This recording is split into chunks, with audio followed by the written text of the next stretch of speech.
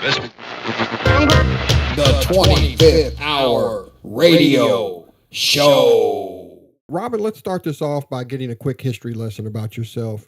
Let's go back to your college days, maybe even high school. When did you first realize what you really wanted to do with your life, as far as your career?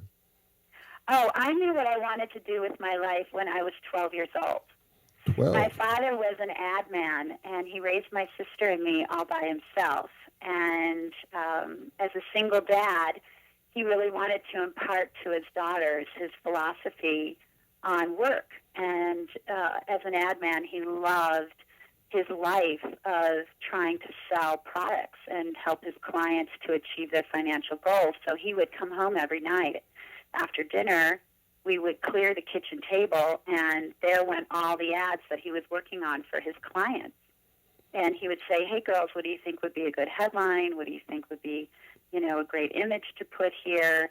How are we going to sell this furniture or these suits or whatever the client had in their retail store? And we learned how to pitch and close deals going with him after school to see his clients. And he really taught us three things to make us good ad men, because that's what he wanted us to be. And the first one was to slather ourselves with enthusiasm when we were selling. Just absolutely be so excited about the product, no one could say no.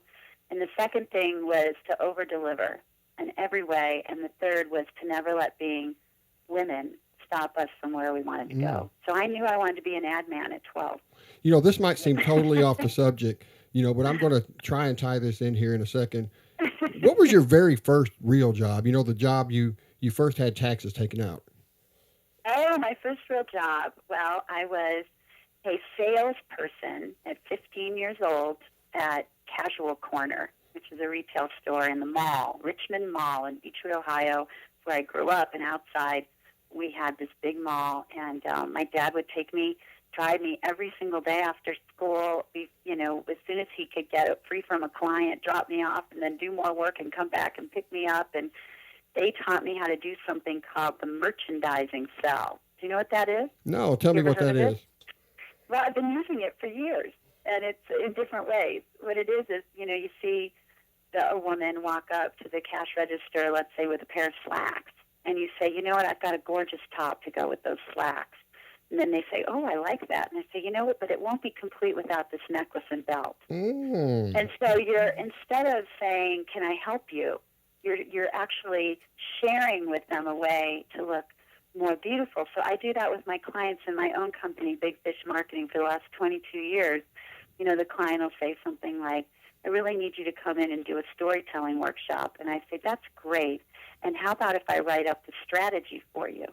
And then after they say yes to that, then I say, and then I can create a new logo and a tagline for you. Would that serve your business and help you achieve your goals? So I'm always doing the merchandising. So you kind of answered my next question, because I was going to ask you, as far as that first job to the next job, all through college up into where you are right now in life, looking back on it, when did you learn to brand yourself, which in turn enabled you to do that for others, like the Fortune 500 companies, the major media? I mean, did you ever draw on those earlier experiences? Well, I think, I learned about branding yourself on the outside through working at Casual Corner and eventually Saks Fifth Avenue and Ann Taylor, which was a very fashionable store back in the day, not at all like what it is now.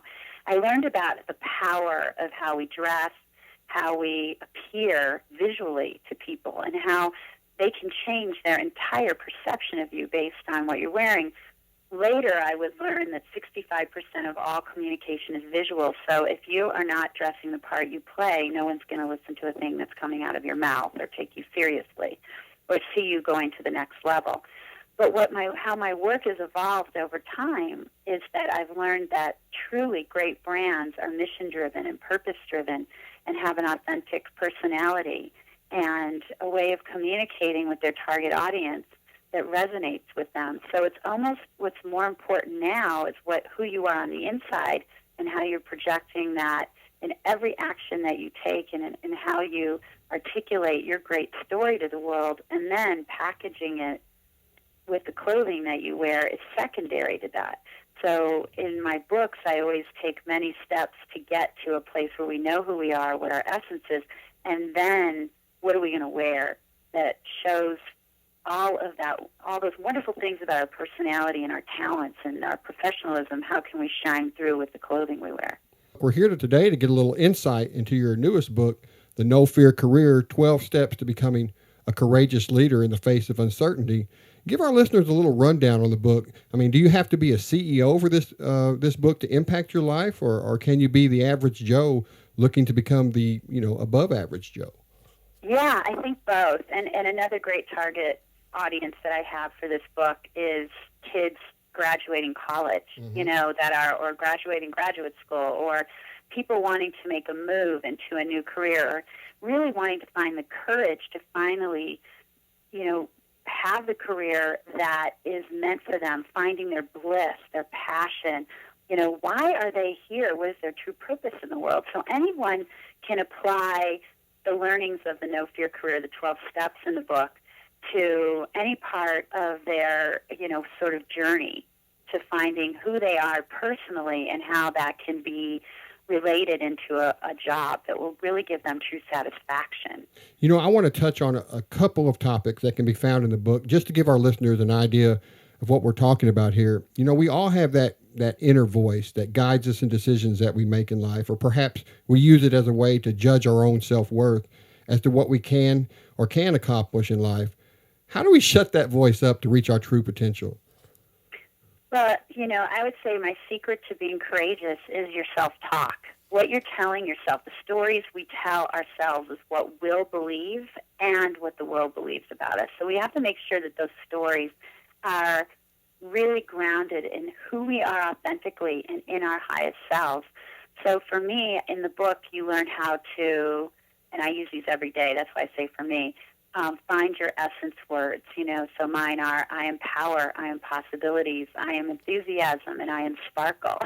When I say that word sparkle, like, boom, I'm on. I can walk onto a stage at the Pepsi Denver Arena and give a speech to 10,000 people. I can walk into a conference room with the whole C-suite of Fox Networks and Food Network and all these huge clients I have, Walmart and Microsoft, and I feel great in that moment because I know who I am and why I'm there. And I might even dress in those words, the way that I show up, the way that I look, the way that I look the room.